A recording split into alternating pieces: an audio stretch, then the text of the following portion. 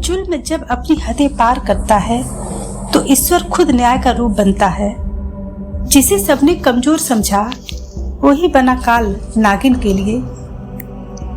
बहुत पुरानी बात है, हिमालय की गोद में बसा था एक गांव नागधरा, जहां आज भी सांझ के बाद कोई पेड़ की छाया में खड़ा नहीं होता।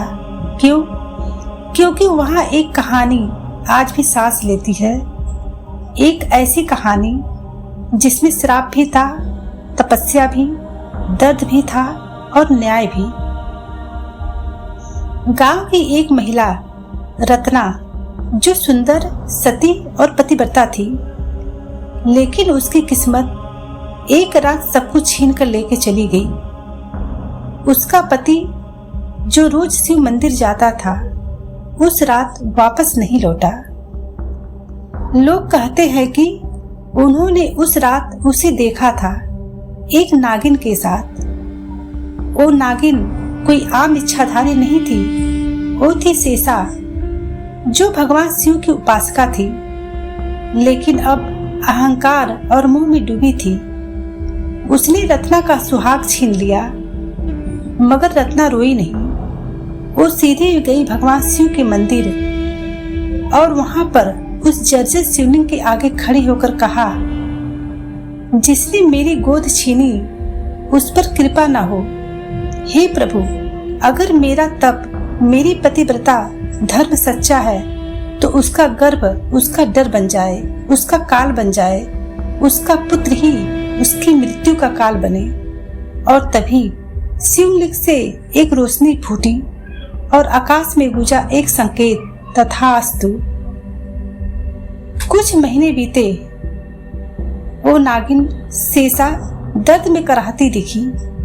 अमावस की वो रात आज भी सबको याद है, जिसे आज तक कोई छू नहीं सका। वो अब गर्भवती थी, पर कैसे? न उसने किसी से विवाह किया, न प्रेम, गर्भ, बस यूं ही, क्योंकि वो एक श्राप था, एक सजीव श्राप।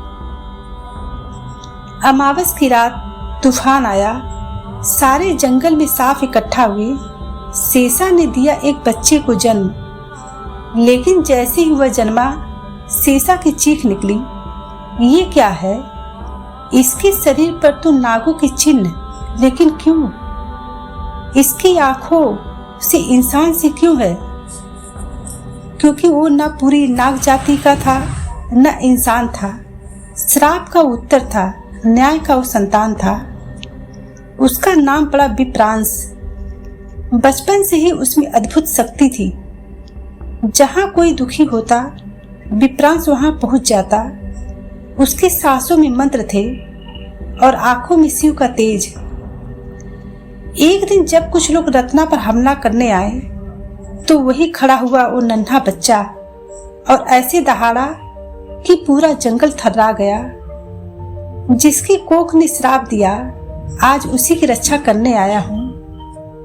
वक्त बीता, लोगों ने देखा कि विप्रांश कहीं भी एक जैसे नहीं ठहरता, पर जहाँ भी कोई स्त्री दुखी होती, जहाँ अन्याय होता, वहाँ खुद ब खुद प्रकट हो जाता।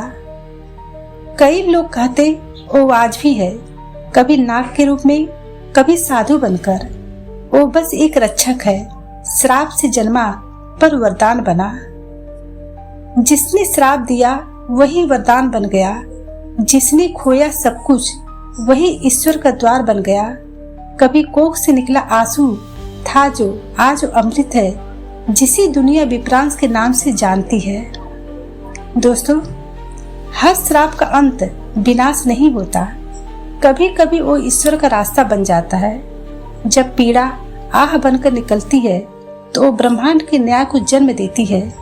इसीलिए कभी किसी स्त्री की चुप्पी को कमजोरी मत समझो, क्योंकि उसकी चुप्पी में इतिहास बदलने की ताकत होती है।